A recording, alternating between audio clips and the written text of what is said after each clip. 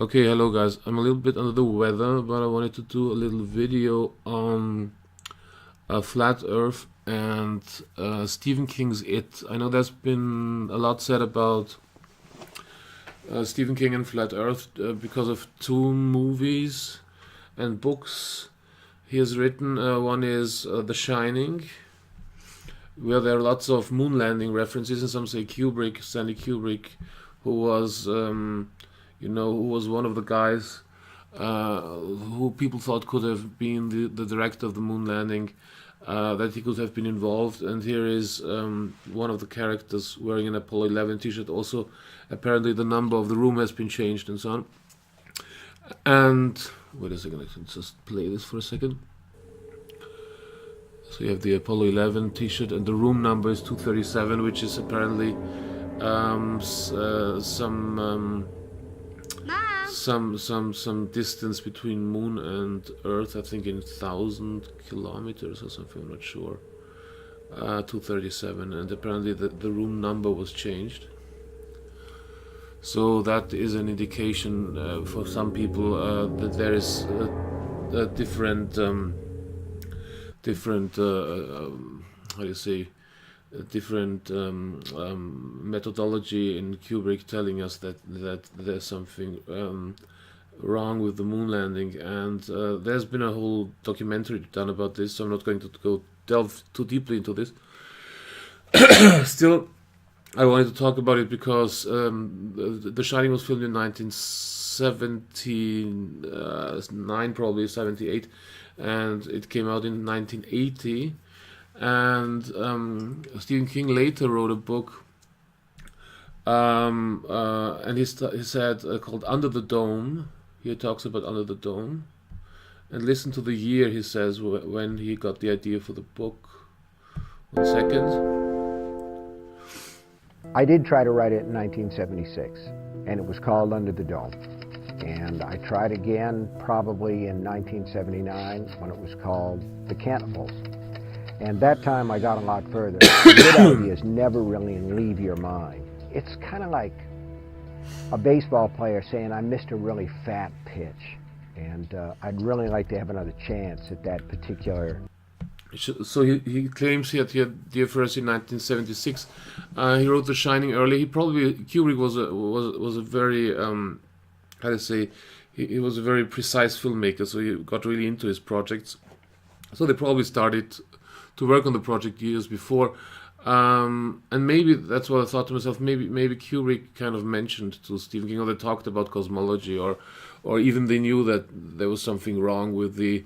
I mean, of course, if Kubrick was involved in faking the moon landing, of course he knew that there was something wrong. But maybe he told Stephen King, and then he got the idea in the 70s to 76, 78, 79, 1980 to write a book called Under the Dome, which he wrote a bit later though.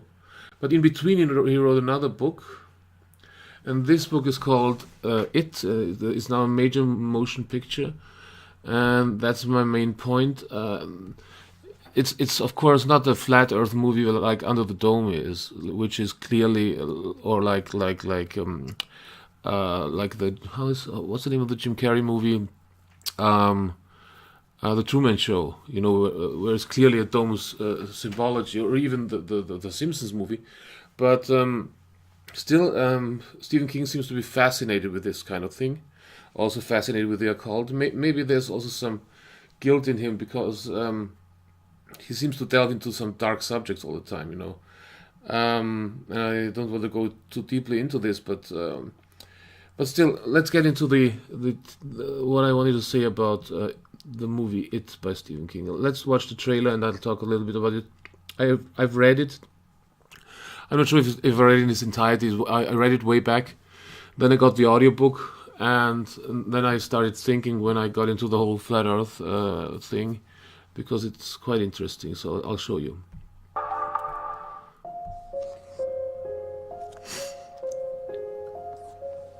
There you go. So the boys start. They construct a ship, you know, kind of like a spaceship, and they insulate it. That's the whole thing. The brother sends him down the attic and says, you know, get me resin or something to insulate it, because they're going to send it downstream, and that's the first scare of the book, and I also think of the movie where he's like kind of scared to go down the attic to get this. And this is kind of the old school way children were interested in their environment. They were, going into attics, looking for stuff, looking at plants, going hiking, and so on. And this one was later then all replaced by that whole space stuff, which is not really exploration for kids, because you can only trust what people tell you. You can of course look at the stars through binoculars or whatever, but the whole exploration part of childhood, which is explorative in a way, childhood, you explore things for yourself, and this part is kind of made impossible, because now it's all stars, and classical exploration like this, and even in the movie it's kind of shown that going out, playing in the street and so on, that's dangerous because you might get killed. So again, they're building a ship like almost as they even call it SS George, like USS Enterprise or something, and they insulate, like you have to insulate the spaceship against the elements, the elements in space, but they insulate it against the elements of water in this case. Okay, sorry, I'm babbling on, but I'll continue. He's all ready, Captain. Thanks, Billy.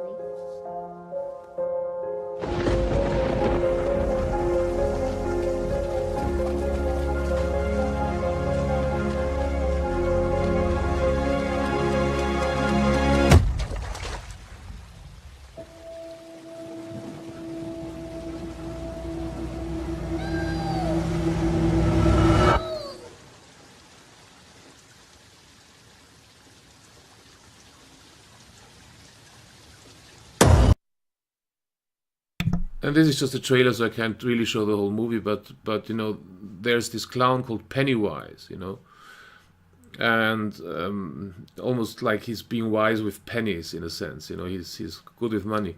But Pennywise the clown, and Pennywise the clown, I think even this in the book, I'm not sure if it's that early, but one of his sentences, and also is later spoken by this boy, which name I forget. But when he appears to his brother as a vision handler, he says, no, the clown says, "Do you want a balloon? Do you?" And he always shows them balloons, spheres, like round floating objects. And the other sentence is, "Down here we all float." Down, it's like in the later trailer, it's like, "Down here we all float. Down here we all float. Down here we all float." It's this floating as this great thing, in space, spheres, balloons, planets, they float. And supposedly NASA and everyone is guiding you to higher things, to spiritual things, to reaching for the stars, they call it, But in reality, it's dragging you down, because you're nothing but a speck of dirt in space. And I think my dog is snoring. You're nothing but a speck of dirt in space. So the floating part, the beautiful part, the shiny balloons, the shiny spheres, is actually dragging you down the gutter, and that's what's going on in this movie.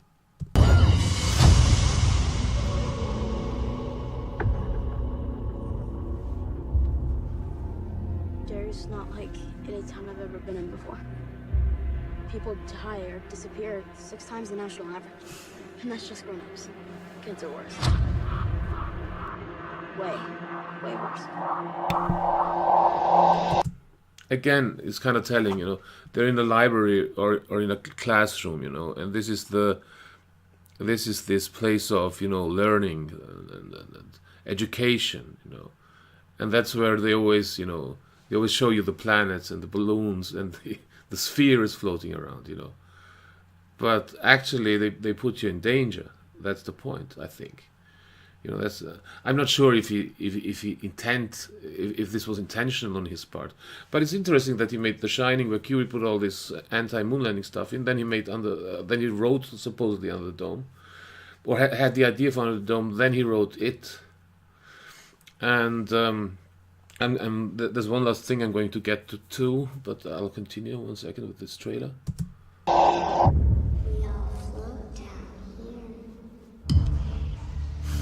I saw something. There was this Clown. Yeah, I it's all connected by the sewers. That's where it lives.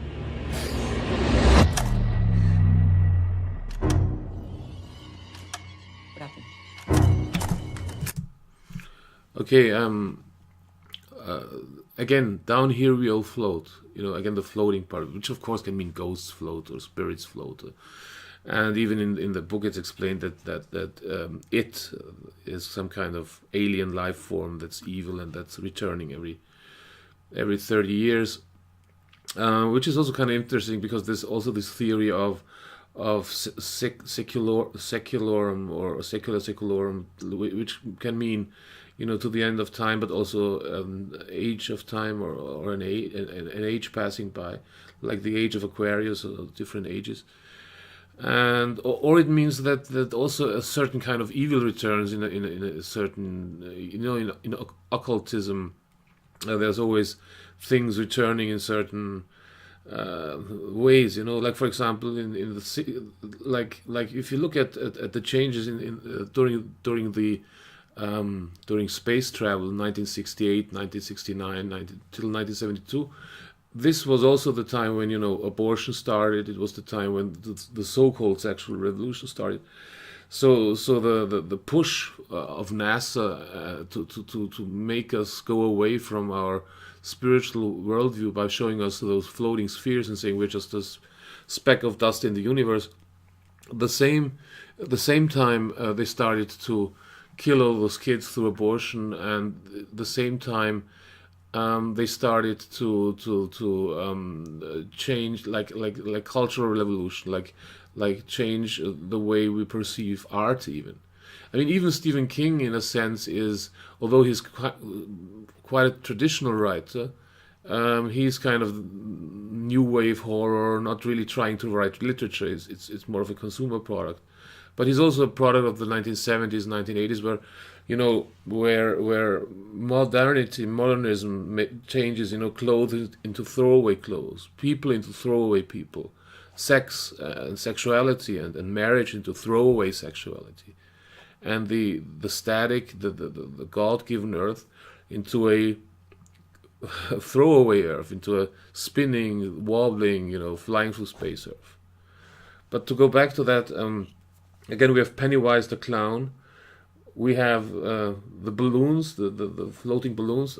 I think that Pennywise could be a way of looking at you know, the elites who are very rich. You know, they're wise with pennies, and also kind of interesting. I did some videos before a little bit about, you know, Pizzagate, even though they weren't very good. But the whole, you know, the elite that's kind of getting kids into sewers, you know, abducting them on the one hand, on the other hand, which is one of the big topics in the last year in the truth movement, you know, this happening. And the other thing is trying to lure them with, you know, balloons, with flying spheres, with and the wrong sense of exploration. And actually the whole fear of being adopted nowadays, as a kid, you can't even explore because the parents fear that there are too many perverts running around, which probably there are, and the whole pornography, and people are losing their minds, and people are getting crazy, and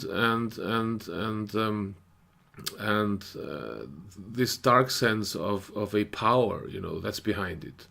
So because it is not about, you know, the local, I don't know, the local teacher or something doing something to those kids. It's about an evil force, you know, and this evil force is connected to floating objects and floating spheres and floating balloons, and this all seems to play into it. But I get too far off the beaten track. I'll continue.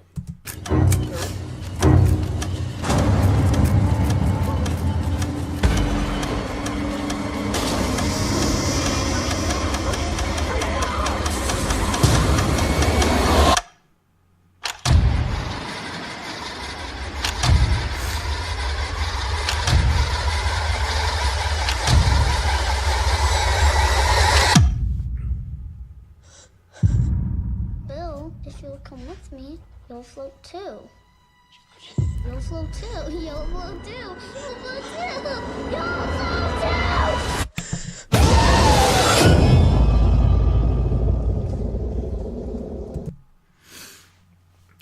So yeah, in the end, it's you'll float too, you'll float too. Even this boyish dream of I want to become a spaceman.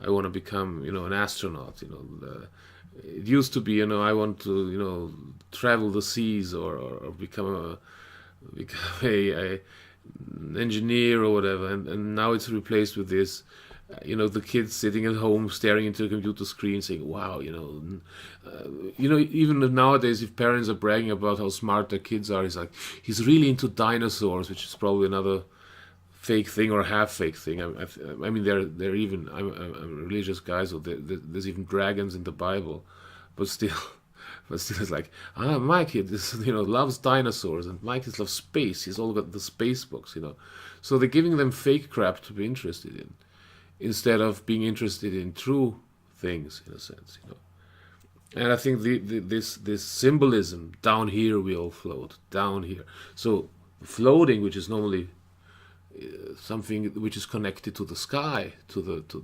heavens, floating. This ball-bearing, sphere-bearing, balloon-bearing clown, is kind of trying to get the kids involved into space and space exploration and so on. But it's a fake it's a fake goal, and it's a fake thing, And probably that's what Stephen King was either consciously or subconsciously wanting to tell us. And I think it's quite interesting that the symbolism of down here we'll float, it starts with the ship, they insulate it against water, which is actually the true space. If you look at space walks and so on, with bubbles in space, that's water, so they insulate it against water, and they send the ship on it. The ship gets lost, he tries to get after it. And there is this clown with a balloon called Pennywise, which is meaning a money guy, wise with pennies. And the last thing I wanted to say, and you don't find it in the trailer, but in the book, because I recently listened to it on I don't want to do a plug, but on Audible, and I can show you it. I did not. I actually bought it. And that was before I thought about it, but I had like a free credit on Audible, and I thought, I read it as a kid, and I actually like the book. It's very, I think it's in a sense a warning book too, and I don't think any person is pure evil or pure good. So I think that there are many nice things in this book, like about bonding and the whole feeling. It's a book you can really sink into, in a sense. Although there's this weird part where. And that's in the chapter where this is I forget of Chud. My pronunciation is bad, but there's like the ritual of Chud or something, and how they beat it the first time around. And I could quote it and play the audio, but it doesn't make any sense. You can look it up anyway if you.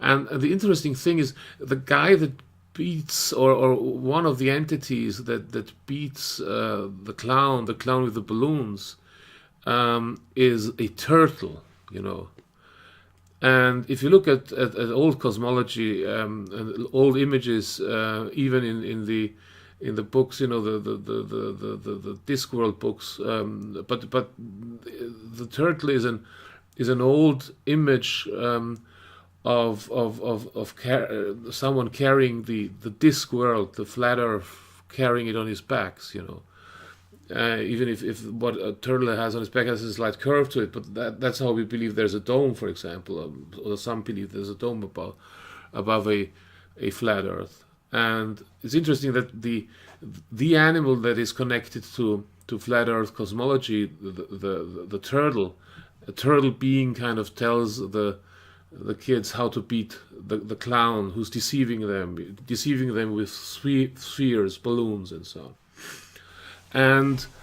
And the thing is, why I also thought about this, I mean, if you look at NASA and everything they're doing, it's just a big, children's advertisement. They always talk about, doing experiments and so on, but they never do, and it's really, it's very, very weird, everything. And one last thing I wanted to do. I just got the idea. 1 second, we could go back and because on Netflix they had a show where they what was it called? Wait a second. It was called Space. I give her Space and NASA maybe this. I don't know. Yeah, the Mars Generation. That's good. Yeah. Sorry, It's important that we see the big picture. It's important that Yeah. the whole system, including our astronauts, are safe and reliable. No. That means we have 250 left, And then we have 150 left. and then we just used 100 for the most. I mean, Long magazine. the whole thing is just it's just kids training. They have this whole facility where they train kids how to become future astronauts, and they even give them like fake tests to do, where they and they give them uniforms. I mean, it's all kids they are appealing to, and they are simulating. Wait a second, they're simulating. The age you should really start focusing more and becoming really serious about becoming an astronaut. This for me would probably be now, so around 14, mainly because I'm starting to get those certifications that I'll need in the future, such as scuba diving certification, pilot's license, and skydiving certification. So what I mean, these are the balloons. The evil monster is, and it's acting all nice to them. It's like, we are the government. We're going to help you. We are the elite. We are whatever. And in reality, I think they lie to them in a sense. I mean, even if you don't think that, I mean, it's crazy. Do you know any other field where they do like. They do take your daughter to work day or stuff. Do you know any other field of science where your father is your father is a train engineer. So we have this whole camp for wannabe train engineers, and it doesn't make any sense. There's one part where they do an experiment on. I should do an extra video on this. Actually, I'm rambling again. But where they do experiments where they try to keep an egg whole or something, and they act as if they are tapping into what NASA engineers are going through when they try to shield heat, or I think they try to keep an egg from cooking where they put heat to it or try from breaking. I think this part will pay off all that cost because it'll pump new technologies and more industries into our economy.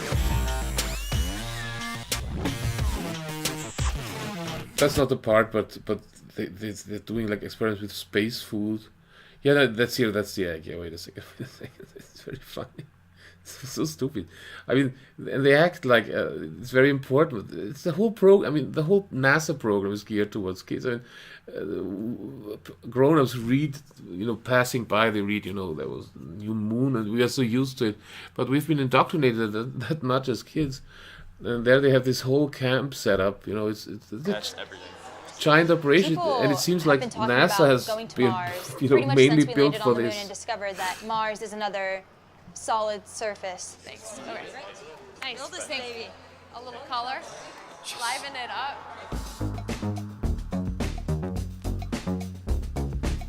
Ablative shielding is a very basic demonstration of thermodynamics. You want to go get it, or do you want me to go get it? I got it. And it's so, and I don't know, it's so cringe. Not that they talk about thermodynamics. You use thermodynamics in real life, of course. Shielding, whatever, cars or motors from overheating or whatever. But they go. They do like, if you start at 14, thinking about how to shield a rocket from you may be, vital in our travel to Mars and so on. And these kids, who in his right mind would go, even if you believe there was a Mars, as a real, huge planet and you wanted to go there, who would go there in his right mind going, yeah, I want to go. And they have all these kids like brainwashed into this new religion. And that's what I wanted to talk about. I'm sorry I rambled on too long, but I still thought it's interesting, the symbology of a clown, the good with money, evil Freemasonic clown that's trying to lure kids into the depths, into the darkness, by showing them pretty balloons and floaty things, and saying that's the nice thing, and they follow him. They all get killed. And I'm not saying they actually kill all the kids that are into space, of course not. Although there seemed to be some connection with the elites and obsession with killing innocent kids. But the other the other thing, which is kind of interesting, is in the book, not so much in the movie, but there's a discussion the kids have, that none of them have kids on their own, and the guy who stayed back, one of the themes is they all have big careers, so they all make money. One is a talk show host, and the other one has a big clothing company or something. And that's one of the themes. They all made a lot of money. Just one guy stayed back to guard the town, in a sense. And he says, "Do you realize something? None of you have kids, and so everything that it touches, like it's the modern world, it's the space floaty, everything that started in the 70s, from the modern Vatican II church to NASA to contraception, abortion, every those modern things, modern music, going away from classical music, going away from. And I'm not against everything modern, but isn't it peculiar that many of those negative things we talk about now today, abortion and this atheist science view of science and so on, that all this started in the 70s, and that is it for me. That is it attacking our kids and again attacking you in adulthood, and maybe that's also what is meant by this symbolism. It attacks you once as a kid, and if it doesn't destroy you then, it's again trying to destroy you 20, 30 years later. And when you're trying to start a family and having kids of your own, then it will discourage you from that. So maybe that's a symbolism. I don't know. So that was it for me.